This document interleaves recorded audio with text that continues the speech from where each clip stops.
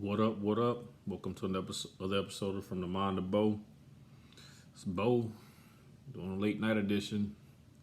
It's a little like 12 o'clock in the morning. Wanted to do it tonight though. Just hadn't done one in a minute. Figured I'd get on here and share some of these interesting thoughts I have with my followers. Please continue to follow and share my podcast again, From the Mind to Bo. We live in a crazy world, people. These are crazy times, like unprecedented in my lifetime of all this that's going on. But you know, what can you say? It's just sometimes I was just telling somebody recently. I feel like with everything that's going on, this feels like a dream, and I know I'm gonna wake up at any moment, and I'm like, ain't no damn dream lasting this long, so this shit is real. So here we are, but talking about other things. Guess I'm gonna call this late night foolery. You ever notice, or have you ever met somebody and they were really, really, really attractive? And you're like, wow, that's a really attractive person. And this could be for males or females. Meet them, you like, dang. Like, you meet a female fella, you like, dang, she is fine. But then you meet their parents, and you start wondering how this happened. Because the parents, it don't live up to the hype of the child sometimes. So you sitting there like, hold on, that's your whole mom and daddy? Like, ain't nobody like a stepmama or daddy? Like, them your parents. Like, they put the bun in the oven.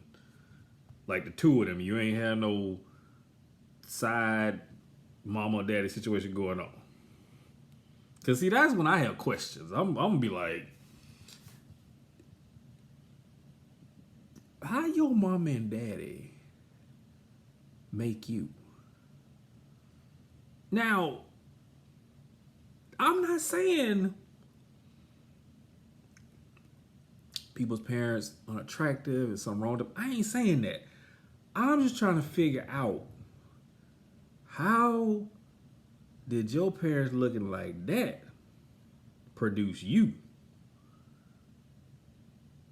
Now, the real kicker is if you got siblings and they all kind of look beauty challenged, and you the only one that's kind of like the standout, I'm so sure at that point somebody lying to you.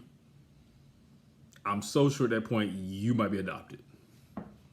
That ain't possible. Like, the mom and dad, the other kids, everybody is, look like they got a face for radio, and then here you come looking like the dime. I'm like, hold on, what? How the hell? I mean, I've seen this before. I have seen people with their kids, and I'm like, who kid is that? Yours. And I'm looking at the other kids like, no, hell, mama was creeping. She might have told you it was yours, but you might want to go to Maury Povich show get your DNA test. I'm just saying. I ain't trying to start no mess and break up a happy home, but I'm pretty sure, looking at y'all two and the rest of the kids, that baby right there ain't yours. I ain't make the rules. I'm just telling you what I think. That has always been something that has been interesting to me.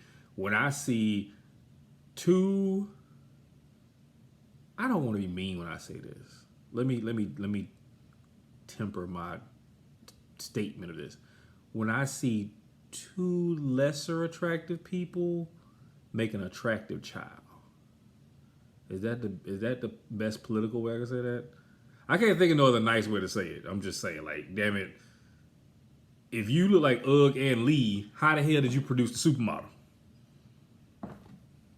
The beauty got to come from somewhere. So I'm like, But that's always been interesting to me. I don't know. Call me crazy. Call me just a person that got too much time on their hand. But when I see that, I start questioning. I be trying to, like, catch somebody slipping, Because I need to know the truth. I'm like, y'all really created that baby. Let's do a blood test to make sure. Did something I wanted to do for a while, people. You know, something I wanted to do for a while. I got a Apple Watch. This damn thing is. I knew it did a lot because I know I have friends that have them. I've seen people with them. This damn thing does a lot. Like, this thing is a little bit too into my life. The best way I could, if you don't have one or know much about them, I'm just gonna give you a little bit of insight. So this watch. So fellas, let me kind of give you a scenario of how to explain how the watch acts and behaves. This watch would be the equivalent of if you married a nagging ass woman. And when I say that, I'm not saying all women that get married become nags, no. But you ever seen people get married to somebody who is just a nagging, annoying ass person? This watch can kind of have that temperament. I'm literally sitting, I just got the watch this week. I'm sitting there the other day working. The damn watch beeps and tells me, you need to breathe. What? The damn watch is telling me based on biometrics or whatever the hell the little sensors on my wrist that gives my pulse. The damn thing is telling me you need to breathe right now. Just take a moment to breathe. It can make things so much better. I'm like, is somebody in this motherfucker with me? The damn watch told me out the blue. I didn't have no settings. I didn't have nothing to say, hey, if I don't breathe X amount in an hour, let me know. I ain't said nothing like that. The damn watch told me I should breathe right now. I was like, okay, that's interesting. And then if you do like physical stuff, that's why I really wanted to watch for working out and kind of keeping track of my production. The watch actually tracks your physical activity. So it has, so you can set goals like, if you want this many calories a day, this many steps a day, that kind of stuff. If you meet and exceed, the watch will tell you, hey, you met all your goals. Or, hey, you did these goals. You just need to do a little bit. So the watch is very intuitive. But the shit kind of reminds you of a nagging ass wife. Like, the watch told me I need to breathe. Or the watch told me that I need to stand up for a little while. What? That sounds just like a damn woman talking. You know you need to go exercise. You know you should stop eating like that. You know you should... Would you shut the hell up? The watch is like a damn keeper. It's like a damn person over my shoulder telling me how to live my life. I'm like, what the fuck? For ladies. So ladies, in comparison to you, to kind of give you a understanding of how the watch is, it's kind of like that friend of yours, that best female friend of yours that's doing just a little bit better than you, but she try to always make you seem like your life ain't shit. Like, she be all in your face like, yeah, girl, you need to work out. You need to take care of yourself better. You need to get in better shape. But meanwhile, this heifer only one size smaller than you, but she telling you like she got all her stuff together. That's what the watch is like. That's what the chick who doing just a little bit better than you in some of your life, and she make it seem like your wife ain't shit. That's what the watch is like. The watch will make you feel like you ain't doing it with your life. Like, you should get up and walk around now. You should go sit down now. You should go breathe now. You should go run on a treadmill. I'm like, I ain't signed up for this. I just want to go track my stuff, look at my text messages, find the emails. But you can do all that. The watch is cool as hell. But if you are easily offended by somebody telling you about your health and what you should do, don't get the damn watch. You gonna probably throw this bitch and break it. Don't get the watch. If you don't mind it, if you want that kind of encouragement, get the watch. But if you all extra sensitive when somebody tell you to do something and you be snapping, don't get the watch. Just don't, leave the damn watch in the store. Don't do it. Don't do it. But I can honestly say this thing is smart as hell. This thing, I don't know. The thing is amazing, the stuff it can do. I see what people are talking about when they talk about the capability to watch. It's freaking amazing. So I have been approached twice now about some financial... How do I say this? Some kind of program that you put money in and you make a return on your investment. Now, The thing is, though, so me, I have to put my money in. So the person who approached me, I've known this person for years. Very nice person, very down to earth person. People know I don't just vibe with everybody. This is a cool person. I've known them for a lot of years, like probably since I was like 19. Yeah, 19, 20, something like that. So they hadn't talked to them in a while. We were talking a couple weeks back, and they tell me about this program. They had put some money in, like $500, and they made like $3,500 back. So me being the investigator I am, see, when I hear that, I need to know, what exactly are you doing? How does $500 make you $3,500? Cause see, the world I live in, you don't get something for nothing. And if you telling me all I gotta do is put $500 in to get $3,500 back, I'm a little concerned about that. So they proceed to tell me, so you have to get 2 people in under you, and then they each need to bring in 2 people. I said, okay, so my money return is predicated on me recruiting 2 people in, and then each of those 2 people recruiting 2 people each of their own. So let's look at this. Let's go to geometry class here. We got 4 people on the bottom. 2 for each of the people under me. I got 2 people under me, and then me. So this will look like this type of structure. Y'all can see that. No, I'm not doing the rock. This is my bootleg version of a pyramid. So you see how the bottom is a lot wider and the top is narrow? This is me at the top, where the tip of my fingers are touching. The bottom are the 4 people that the 2 people under me should be bringing in. So my question was, let's say I get my 2 people in, but neither one of them can bring in 2 people each. Do I make my money the same way? And the response was, no, you only get X amount. Oh, okay. So my money is predicated, the return of the excess investment is predicated upon my people I brought in bringing in 2 people each. So if I understand right, one person brings 2 people, 2 people bring 2 people each under them, and then of course, them 4 people need to bring 2 people each. That is what we call a pyramid, because the wider the base keeps getting, and that narrow top, which is me, that's why I would make all my money if everybody bought in people they want to, because guess what? Everybody's putting in $500 and it's coming back to me. But they only make their money if the people under them bring people in to bring their $500. So I was like, this is a pyramid scheme, right? They call it something different. She called it something different. But I said, that's a pyramid scheme. I said, they've had those around for years. Now, people have revamped them. They've called them different things. They tried to make it seem like it's, some great secret method of flipping your money. It's called a pyramid scheme, people. It's called a pyramid scheme. If my money is determined to make returns on it based on more people joining this bottom tier, and that bottom tier keeps fanning out and keep fanning out, that's a pyramid scheme.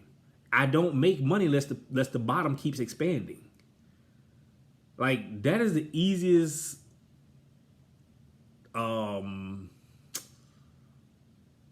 thing to see in the world.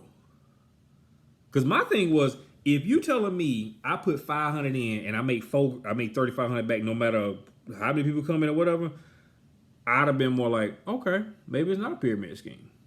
But when you start telling me, oh yeah, you got to get people, and then your people got to get people, I don't know no more. I respectfully declined when I heard all that because I have had people approach me about stuff like this before. It wasn't Primerica like that. I don't know. It was something based on you have to keep expanding the levels under you. That's how you get money. That's how you make money. You might as well play the stock market. You probably have a more likely chance of actually making money legitimately than depending on other people to come in and spend $500, especially in these days and time. I don't know nobody who want to come in and be like, hey, you only cost you $500 and you can get $3,500 back. Is this a guarantee? Nope. That's all right. So, people, just be mindful when people try and come at you with these money flipping things where like, I get all these people on Instagram. Man, I get probably 3 or 4 of them. I have 3 Instagram accounts. I probably get 3 or 4 of these people a day. They be holding stacks of money, or they talking about we could show you how to take this much. I'm like, who is out here believing this? Because if you have any real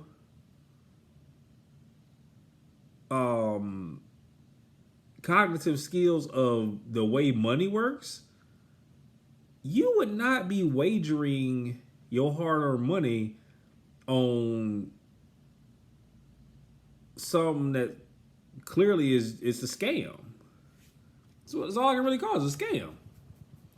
I mean, some people go to jail behind them Ponzi schemes and pyramid schemes because it's really just you're taking people's money and then whoever's at the top of the chain is getting their money, but people at the bottom, they ain't making no money. Because you got to realize your money is predicated on how many people under you. So the people just under me, they probably making money too. But when you start getting further down the list where the base is wider and there's more people, those are people that's not making all that money. They might make 1,000, so they made 500 back.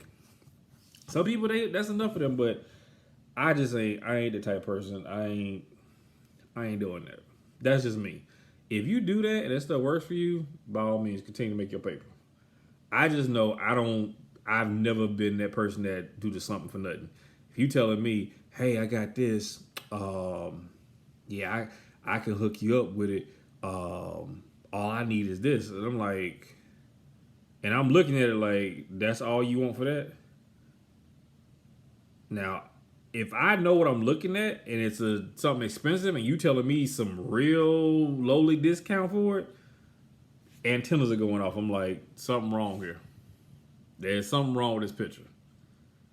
So, no, we ain't taking my $500 and putting it in some little, and they call it a gift or something like that. You get this gift, you get these gifts back. It's a doggone pyramid scheme. People, if you ever hear somebody tell you something about investing X amount of dollars and making X back, the first question you should ask them is like, so how do I make my money? And they start kind of talking in circles about it. The next question is, okay, so when they start talking about bringing in people, like, let me ask you a question, stop right there. What if all these people don't come in?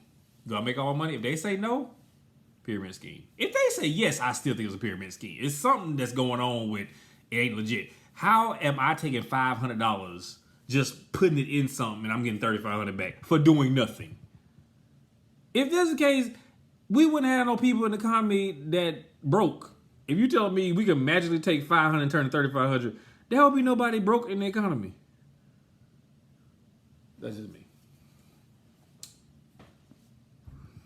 I don't know what to say. I just have a different mindset. Sometimes I hear people talk about stuff or people approach me with stuff, and I'll be sitting there like, did you just really ask me that? Do you really think I'm the type of person to go for that? I'm a very analytical thinker, people. Very analytical. I will analyze buying a t-shirt for 2 hours. Now, granted, that's overkill. I know. That's just how I am, though. I don't make hasty decisions, even in just minute, small purchases of things. I have to really think through, like, is this actually a worthwhile purchase? What can I do with this? Okay, how much usage can I get out of this? Can I use it for this? Oh, well, can I use it for that? Okay, if I buy this, then I can do this with it, and that actually saves this money down. I go through all that, and it could be something real basic. So you know you ain't finna pull that junk on me where, hey, give me 500 and I'm gonna give you 3,500 back for doing nothing. You just gotta bring some people in. Never mind. You tell me you can guarantee me 3,500 back off 500 and I ain't gotta do nothing for it. Yeah, show me. But when you start telling me I gotta do something like bring people in, then they gotta bring people in. Smell like some bull to me. So I'm just saying, I ain't gonna never fall for that okie doke. If you really out there people making money doing that, bless your heart. I just ain't wired for that. I'd rather work for my money and understand that it ain't going nowhere unless I spend it. But that throwing hundreds of dollars in and with the hopes and wishes of getting some thousands back, I'm straight. I'd rather just put my money in the stock market. Or buy mutual bonds or something like that. Something that, at least I know is a tangible, resource for me to actually have some monetary gain from. An IRA or something like that, but what can I say?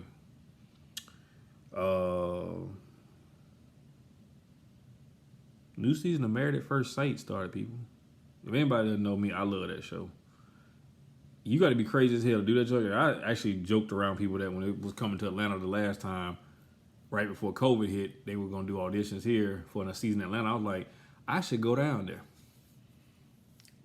And I would have done it too. I would have gone. Somebody emailed me the Facebook information about the open casting call for it. I'd have went. Just for the whole, I just want to go down there and see what they talk to you about. Like, what's the conversation? Because that would be interesting to me.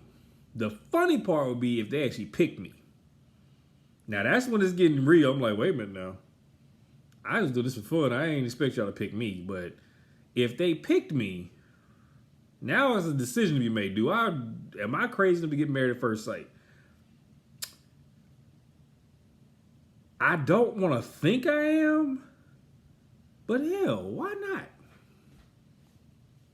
I mean, if it don't work in 8 weeks, you just get a divorce. Or no, you get a no, whatever it is. Hell, ain't like I'm stuck with a chick forever. If it don't work out, we hate each other. Like, she can't cook, she snore, or I got habits she don't like. We ain't stuck with each other. We just get a divorce or an annulment, whatever. I mean, sometimes, you got to test drive the car, see if you want it. Now, I'm just concerned because I have seen plenty of dudes go on there, females too now, and they not attracted to their spouse. So if you don't know the show, the premise is you don't see them or meet them until you are actually at the altar. You don't know their name, you know what they look like, what they do for a living, nothing. It is all a surprise until you get to the altar. That is some crazy shit right there. It's hard enough dating somebody you've actually talked to and been out with long enough, but now you telling me I'm married to somebody I just met 5 minutes ago? My concern would be, is there an attraction? Is she attracted to me? Am I attracted to her? That would be my first concern. Then secondly, do our personalities, will they mesh? Because, I'm a Cancer. And I'm a true blood Cancer, meaning all the stuff you read about Cancers, we moody, we love hard, you cross us, we bring them claws out and start clamping down on your head. I do all that. So I ain't no walk in the park. I'm a good guy, but I ain't no walk in the park. I can have some days where I could be an ass. So you got to be able to look around at it and see the goodness in me, because everybody gonna have them bad days. But what if they get somebody, like I know it's a couple signs, it's hard for me to get along with them just because of how Cancers are. Other signs are very, very resistant to how we like to protect our mate. So my fear would always be they put me with somebody who is one of them signs that's total opposite of me. Now, the relationship experts, supposedly they match based on the personality, the spiritual likeness, a lot of different factors of the personalities, how they fit, what their ideal situations are, how they look at intimacy, how they look at, building a marriage and a family. They look at a lot of things. So, the match theoretically should be a good match for you. Theoretically. I have seen a lot of people on that show. You could tell at the altar, they ain't gonna make it. They ain't gonna make it. Like, they ain't even receiving or receptive to the person they just meeting to get married. They like, oh my God, this is not somebody I would date, and it's not. They are already in a doggone defeatist attitude of, yeah, this ain't gonna work. You can't go into it like that. Yeah, I'm gonna be scared, and I'm gonna have some, reservations about it. But if you sign up for it, you gotta realize, look, this ain't a drive-through where you order your meal and tell them how you want your burger and you don't want this on it. No, you go and get interviewed. They pick the person they feel best matches with you if you are selected, and y'all get married. More power to you. I love watching that shit. I don't know if I could do that. That's real risky right there for me. I'm kind of particular. People say, why are you single? I'm selective. It's like, it's sometimes little things. Like, I'm selective. Not picky, it's just selective. When I was younger, I was nowhere near as selective. And that's kind of expected, because when you're younger, you don't even know what you like half the time. Sometimes you date for trial and error. Like, when I was younger, I used to look at looks. That was it. You just had to be fine, beautiful. I bet we could try this. I ain't kidding about personality. You could have no conversation. You could have no input on political affairs or, the world, economic status. You ain't have to have none of that with me. You look good. We can do this. Now, it's different. I would have told you, if you said to me, I'm gonna be a totally different person when I get older, as far as what I'm looking for in a woman, I'm like, you a lie. That's all I'm ever want. I thought that's all I would ever want was an attractive woman. That junk got boring so quick. I'm like, nah. But, you don't know how you're going to grow and develop into an adult. You don't know the things that will appeal to you and then what things kind of go to the back burner. Like, it's not that big of a deal. Like, I still need to be attracted to you, but that's not the only thing I'm looking at now. Like, I've been attracted to some females. We just had no chemistry. And it was hard to, kind of establish a connection. It wasn't that we weren't attracted. It was just the personalities were just night and day, and it was just it wasn't a good connection like that. So if I just went on strictly looks, I'd be miserable now. Whereas when I was younger, I went on strictly looks and I was happy. So, but I would go down there for audition. I ain't gonna lie. I would go. And if they told me I got selected, I might try it. What I got to lose? Get it annulled. You go 8 weeks. You live together. You get a free wedding, free honeymoon. I think they pay for where you live too. Like them 8 weeks, I think they either last couple episodes or last couple seasons they have had apartments, I believe. Some seasons before that they were in houses. I think they pay for all that. So I'm like, it's kind of like a adventure that is free for me to experience. And who knows? It just might be the way I'm supposed to meet that person I'm supposed to marry. Who the hell knows? Some of the people on them shows have actually stayed together. Crazy as that sound, they married a stranger and stayed together. I don't know what kind of praying they did or what kind of centering they had to do, but you gotta really think through. That is a very, very, very challenging thing to take under. Like, I am marrying a stranger and I'm going to commit my life to a stranger because that's how much I'm committed to love. That's some stuff right there. But, nevertheless, it's been fun. It's been real. It's late now. It's Thursday night. It's finally the weekend. I got stuff to do this weekend with my business. But I had to talk to my fans. I had to come over here and drop a video. I had some stuff on my mind. So in recapping, If you see attractive people and you see their parents, I don't know what to tell you. And their parents ain't attractive, I don't know what to tell you. The watch. Oops, screen is off. This watch is amazing. I love it. I would recommend getting one if you like technology. But if you're very sensitive about somebody telling you what to do, don't get the watch. Or just turn off all the activity features or anything I do with health and wellness. Don't turn all that stuff off. That damn thing will annoy the hell out you. Yeah, been another episode of From the Mind of Bo. Kitchen Chronicles, late night foolishness or late night foolery. My eyes are getting heavy, can you tell? I'm getting sleepy.